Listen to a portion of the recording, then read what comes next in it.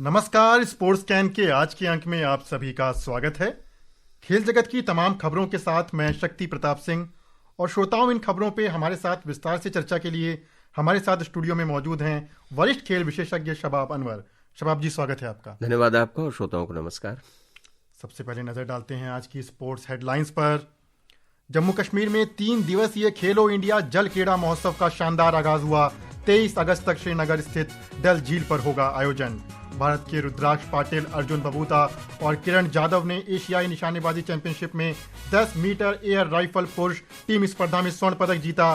Durand cup football tournament के semifinal में Diamond Harbour FC East Bengal FC को हराकर फाइनल में शनिवार को नॉर्थ ईस्ट यूनाइटेड एफसी से होगा खिताबी मुकाबला। संसद ने ऑनलाइन गेमिंग संवर्धन और विनियमन विधेयक 2025 पारित किया।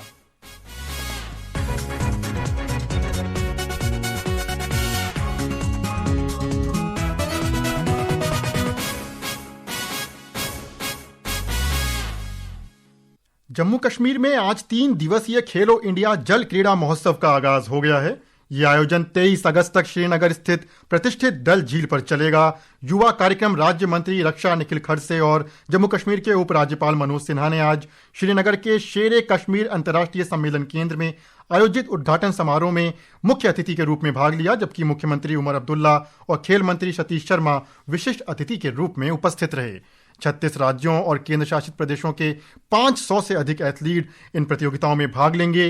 ये महोत्सव केंद्र सरकार की खेलो भारत नीति का प्रत्यक्ष परिणाम है, जिसका उद्देश्य जमीनी स्तर पर खेलों को बढ़ावा देना, आजीविका का सृजन करना और स्थानीय बुनियादी ढांचे का कायाकल्प करना है। पहले दिन 3 एथलीटों ने अलग अलग श्रेणियों में स्वर्ण पदक जीते। कश्मीर के मोहसिन अली ने 1000 मीटर कयाकिंग स्पर्धा में स्वर्ण पदक जीता। उड़ीसा की रश्मिका साहू ने महिला वर्ग की 1200 मीटर कैनोइंग स्पर्धा में स्वर्ण पदक, जबकि उत्तर प्रदेश के विशाल कुमार ने पुरुषों के 1000 मीटर कैनोइंग स्पर्धा में स्वर्ण पदक जीता। डल झील उत्सवी रूप धारण कर रही है और पहली बार खेलो इंडिया वाटर स्पोर्ट्स फेस्टिवल का आयोजन कर रही है, जो एक ऐतिहासिक क्षण का प्रतीक है जब कश्मीर का ये रत्न एक राष्ट्रीय खेल स्थल में बदल जाएगा। स्पोर्ट्स स्कैन से बात करते हुए भारतीय खेल प्राधिकरण के मीडिया सलाहकार सौमित्र बोस, जो इस समय श्रीनगर में है, ने कहा, इस साल हमने 2 गेम्स को ऐड किया है। जो वाटर गेम्स है ये आपका श्रीनगर का डल लेक में हो रहा है। Jammu Kashmir is the only state जिसके पास 2 खेलो इंडिया इवेंट हो गया। एक तो आपको पता है जो मार्च महीना में हमने खेलो इंडिया विंटर गेम्स की थी, जो गुलमर्ग में होता है। जम्मू एंड कश्मीर और लद्दाख मिलके विंटर गेम्स करता है। इस बार जो आपका डल लेक में हो रहा है, इसमें 5 इवेंट हो रहे हैं। 5 इवेंट में 2 इवेंट जो ऐसा है जिसमें 24 गोल्ड मेडल डिसाइडेड हो। उसमें आपका है रोइंग है और कायाकिंग एंड कैनोइंग है। और ऐसा दोनों इवेंट में और सबसे बेहतरीन चीज ये है कि पहला गोल्ड मेडल एक डल लेक का शिकारा वाला लड़का जीता है, मोहसिन अली। सिमिलरली आपको डल लेक को ये गेम्स एक नया परिचिति देगी। इस महोत्सव से न केवल एथलीटों और कोचों को बल्कि शिकारा मालिकों, हाउस बोट संचालकों और व्यापक पर्यटन पारिस्थितिकी तंत्र को भी आर्थिक लाभ होने की उम्मीद है। स्पोर्ट्स स्कैन के लिए तारिक रातर, आकाशवाणी समाचार, श्रीनगर। तो श्रीनगर की डल झील जो है अब शिकारा और कहवे की चुस्कियों के बीच खेल का भी एक बड़ा केंद्र बनने को तैयार है। जी बिल्कुल। और अगर जम्मू कश्मीर की अगर बात करें, खास करके कश्मीर की, तो ऐसा पहला राज्य बना है जहां खेलो इंडिया के 2 इवेंट शामिल हो गए। कोई राज्य ऐसा अभी तक नहीं है जहां खेलो इंडिया कैलेंडर की 2 स्पर्धा हुई है। अपने विंटर गेम्स भी गुलमर्ग में हुए, उसके बाद ये वाटर स्पोर्ट्स और अगर हम एक बीच खेलो इंडिया बीच गेम्स की बात करें तो 2025 में इस वर्ष जो खेलो इंडिया का कैलेंडर है उसमें 2 मुकाबले ऐड किए गए थे। एक तो बीच गेम्स था खेलो इंडिया जो कि हो चुका है दीव दमन में, और दूसरा ये है। तो ये पहला है जो कि जिसको हम वाटर स्पोर्ट्स कह सकते हैं। और भारत सरकार की जो खेलो इंडिया नीति है उसके अंतर्गत जो सोच है भारत सरकार के, विशेषकर प्रधानमंत्री जी की, कि भारत जमीनी स्तर पर खेलों के विकास में जुड़े और आधारभूत संरचनाएं जो है वो कायम की जाए। जैसा कि आपको पता ही होगा शक्ति जी के अगला राष्ट्रमंडल खेल बहुत अधिक संभावना बढ़ गई है कि 2030 में फिर से भारत में हो।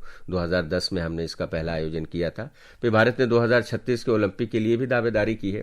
तो इसको देखते हुए पूरे देश में, खास करके 2-3 राज्य ऐसे हैं जहां ज्यादा आधारभूत संरचनाएं स्थापित की जा रही हैं। इनमें आप देख सकते हैं कि गुजरात है, उसके बाद उड़ीसा है और उसमें जम्मू कश्मीर भी है। चूंकि इस तरह के जो खेल होंगे वो जम्मू कश्मीर में ही आयोजित होंगे। तो एक सही बात आपने कही कि एक जिस खूबसूरती और पर्यटन के लिए जम्मू कश्मीर जाना जाता था पहले, अब निश्चित रूप से खेल के लिए जाना जाएगा। जी बिल्कुल, जो प्राकृतिक संरचना है जो वहाँ पे जिसका फायदा मिल सकता था उसका बखूबी लाभ उठाया जा रहा है और खिलाड़ियों को भी हर स्तर पे इस प्रकार के बड़े मंच मिल रहे हैं।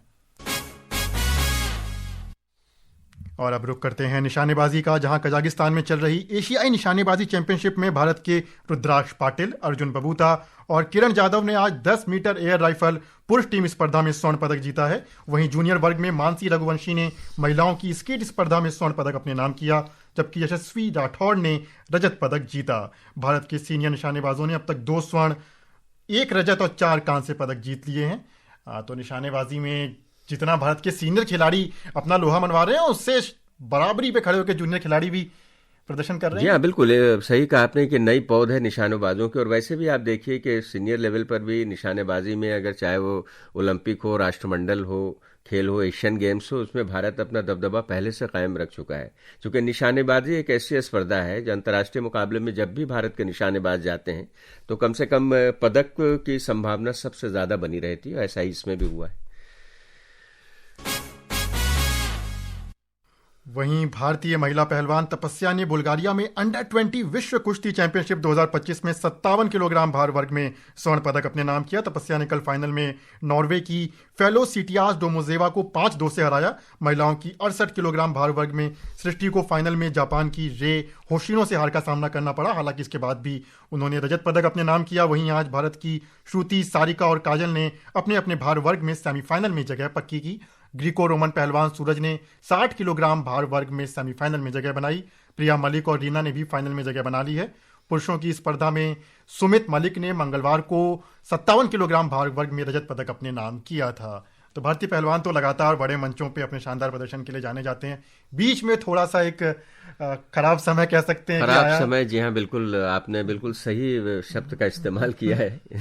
इससे ज्यादा बोलने की संभावना नहीं है यहाँ पर। लेकिन अब गाड़ी वापस पटरी पर है। लेकिन पटरी पर है और फिर जिन्होंने कुछ गलत कार्य किए या फिर जो भी हो, उनको सजा मिली और फिर उसके कारण बहुत सारा कुछ देखने को मिला। लेकिन अब बहुत ही सकारात्मक तरीके से हम उधर ही लौट आए हैं जहां जिसके लिए भारतीय कुश्ती जानी जाती थी। ये अच्छी बात है। जी बिल्कुल, जिस तरह के भारतीय युवा पहलवानों का प्रदर्शन देखने को मिल रहा है, कहा जा सकता है कि आने वाले समय में बड़े टूर्नामेंट पे और बड़े मंच पे भारत की कुश्ती वापस एक बार दुनिया को धोबी पछाड़ देने के लिए तैयार है। भारत की मिट्टी का खेल है ये। भारत के जितने भी परंपरागत खेल हैं आप देख लीजिए, उसका पुनर्जनन हम देख रहे हैं कि लगातार हो रहा है। सारे खेल जो हैं आप देख सकते हैं कि काफी तेजी से उसमें आगे बढ़ रहे हैं। और इसमें जब हम बार बार हम लोग खेलो इंडिया की बात कर रहे हैं, इन खेलों को आगे बढ़ाने में भी खेलो इंडिया का बहुत बड़ा योगदान रहा है। 2016-17 से जब से खेलो इंडिया अभियान चला है, जूनियर लेवल पर भी अगर हम कह सकते हैं, यहीं से जो खिलाड़ी निकल करके फिर राष्ट्रीय अंतर्राष्ट्रीय स्तर पर जाते हैं, तो इसमें एक कुश्ती भी शामिल है। प्रतिष्ठित फुटबॉल टूर्नामेंट डूरंट कप अपने 134वें संस्करण का विजेता पाने से महज अब 1 मैच दूर है। सुनते हैं एक रिपोर्ट। विश्व के तीसरे और एशिया के सबसे पुराने फुटबॉल टूर्नामेंट डूरंट कप का रोमांच अब अपने चरम पर पहुंच गया है। शनिवार को कोलकाता के विवेकानंद युवा भारती क्रीड़ांगन के मैदान में north east United football club और डायमंड हार्बर फुटबॉल क्लब के बीच मुकाबला ये तय करेगा कि डूरंट कप के 134वें संस्करण का खिताब किसके नाम दर्ज होगा। कल इसी मैदान पर खेले गए टूर्नामेंट के दूसरे सेमीफाइनल में डायमंड हार्बर FC ने 16 बार की चैंपियन ईस्ट बंगाल FC को 2-1 से हराकर पहली बार डूरंट कप के इतिहास में फाइनल में प्रवेश किया। इससे पहले खेले गए पहले सेमीफाइनल में नॉर्थ ईस्ट यूनाइटेड एफसी ने शिलोंग लाजोंग एफसी को 1-0 से हराया था। नॉर्थ ईस्ट यूनाइटेड एफसी ने पिछले सत्र में खिताब जीतने के बाद एक बार फिर फाइनल तक पहुंचने के लिए शानदार प्रदर्शन किया है। हाईलैंडर्स अपने खिताब की रक्षा करने और लगातार 2 डूरंड कप चैंपियन बनने से बस एक मैच दूर है। वहीं डायमंड हार्बर एफसी ने सभी बाधाओं को पार करते हुए सेमीफाइनल में एक शक्तिशाली ईस्ट बंगाल टीम को हराया है। इस जीत के साथ उन्होंने अपने प्रतिद्वंदियों को बता दिया है कि वे उन्हें कम न आंकें। डायमंड हार्बर एक जबरदस्त टीम है और फाइनल से पहले ही 3 ISL टीमों को हरा चुका है। अब देखना यह होगा कि क्या इस टूर्नामेंट में डेब्यू कर रही डायमंड हार्बर एफसी खिताब अपने नाम कर सकती है या नॉर्थ ईस्ट यूनाइटेड एफसी अपने खिताब को बरकरार रखकर इतिहास रचती है। Mukesh Kumar, sports scan. तो अब जिस मुकाबले का फुटबॉल प्रेमियों को बेसब्री से इंतजार था, बहुत ही जाना माना टूर्नामेंट है और अब फाइनल के लिए तैयारी पूरी है। या बिल्कुल, जैसे कि रिपोर्ट में बताया गया कि विश्व का तीसरा सबसे पुराना, एशिया का सबसे पुराना ये टूर्नामेंट है और काफी प्रतिष्ठित है। और देखिए, इसमें ईस्ट बंगाल के बाहर हो जाने के बाद जो फाइनल मुकाबला बेहद दिलचस्प हो गया है। और हम जैसा देखते हैं कि नॉर्थ ईस्ट में फुटबॉल का दबदबा अब स्थानांतरित हो गया, एक तरह से आप कह सकते हैं। तो 2 टीमें जो हैं, हार्बर और नॉर्थ ईस्ट की जो टीमें हैं, इन दोनों के बीच जबरदस्त संघर्ष देखने को मिलने वाला है। और अगर किसी भी फुटबॉल प्रेमी को मौका मिले तो इस फाइनल को मिस मत कीजिएगा। और अब बात करते हैं शतरंज की, जहां स्प्रिंगफील्ड कप के तीसरे दौर में विश्व चैंपियन डी गुकेश और वाइल्ड कार्ड धारक अमेरिका के सैमुअल सेवियन के बीच कल बाजी ड्रॉ रही। भारत के आर प्रज्ञानंदा और उज्बेकिस्तान के नोदिरबेक अबुसस्त्रोव के बीच भी मैच ड्रॉ रहा। प्रज्ञानंदा ने लगातार दूसरी बाजी ड्रॉ खेली, लेकिन इसके बावजूद वे अमेरिका के फेबियानो करुआना तथा लेवेन एरोनियन के साथ संयुक्त बढ़त बनाए हुए हैं। संसद ने ऑनलाइन गेमिंग संवर्धन और विनियमन विधेयक 2025 पारित कर दिया है। इसे आज राज्यसभा ने मंजूरी दे दी। यह विधेयक ई स्पोर्ट्स और ऑनलाइन सोशल गेम्स को प्रोत्साहित करने, साथ ही हानिकारक ऑनलाइन मनी गेमिंग सेवाएं, विज्ञापनों और उनसे संबंधित वित्तीय लेन देनों पर प्रतिबंध के बारे में है। इस पे हम थोड़ी सी चर्चा करना चाहेंगे कि कितना महत्वपूर्ण ये कदम है सरकार का, जिस तरह की स्थिति बन रही थी बीते कुछ साल में। बहुत ही महत्वपूर्ण कदम है और इसके लिए हम सरकार को और जो सदन को, दोनों को बधाई देना चाहेंगे। एक अंदाजे के मुताबिक शक्ति जी, आप देख सकते हैं कि एक अंदाजा है, मतलब कि 45 करोड़ लोग प्रति वर्ष 22,000 करोड़ रुपए इस मनी गेमिंग में गंवाते हैं। तो अब आप समझ सकते हैं कि इस तरह के गेम खेल करके अगर आप अपने पैसे बर्बाद करते हैं जिससे आपका कुछ रिटर्न नहीं आ रहा है, तो इस जो आर्थिक स्थिति पर देश का सीधा असर पड़ रहा है और आपके घरेलू स्थिति भी खराब हो रही है। आप गेम हार करके जब घर में जाते हैं पैसा गंवा करके, तो घर की स्थिति क्या होती होगी इसका अंदाजा लगाया जा सकता है। तो 45 करोड़ लोग अगर हर साल इस गेमिंग में इन्वॉल्व हैं और 22,000 करोड़ रुपए की क्षति हो रही है उनकी, देशवासियों की, तो इससे भारत की अर्थव्यवस्था पर भी असर पड़ रहा है और सामाजिक दृष्टि से, सामाजिक तौर पर भी अगर देखा जाए तो काफी नुकसान हो रहा था। तो निश्चित रूप से एक बड़ा कदम है। ई स्पोर्ट्स और स्पोर्ट्स से रिलेटेड जो गेमिंग है उन दोनों को छोड़ करके जितनी भी ऑनलाइन मनी गेमिंग है सब पर प्रतिबंध लगेगा। और देखिए कितना बड़ा जुर्माना लगाया गया है, इसमें कैद है 1 करोड़ रुपए का जुर्माना खेलने वाले को, नियम का उल्लंघन करने वाले को। और ये भी कहा गया है कि इसका आप देखते होंगे कि प्रचार प्रसार काफी ज्यादा विज्ञापन होता था, विज्ञापन के माध्यम से लोगों को आकर्षित किया जाता था। तो जो विज्ञापन इस तरह का प्रकाशित या फिर ब्रॉडकास्ट करेंगे उनके लिए भी चेतावनी है संसद की तरफ से कि अगर आपने ऐसा किया तो आपको भी जेल हो सकती है और कम से कम 50 लाख का जुर्माना हो सकता है। तो निश्चित रूप से एक ऐतिहासिक कदम है। उच्च सदन में हालांकि भारी हंगामे के बीच ये पारित हुआ है, लेकिन चूंकि नंबर्स थे सरकार के पास, और मैं तो ये कहूंगा कि मुझे जब से इसके बारे में खबरें आ रही थी तब से मैंने इसका काफी अध्ययन किया, तो मैं इस अंदाजे पर पहुंचा था कि इससे बहुत ज्यादा फायदा भारत को और भारत की अर्थव्यवस्था को होने वाला है। जी बिल्कुल, एक बहुत ही साहसिक और एक बहुत ही बेहतरीन कदम।